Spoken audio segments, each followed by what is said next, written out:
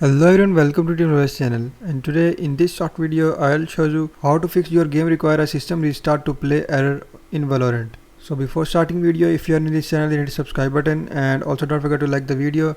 And without wasting time, let's start our video. So just follow every step and I will show you 2 to 3 methods in this video, and I suggest you to follow every method.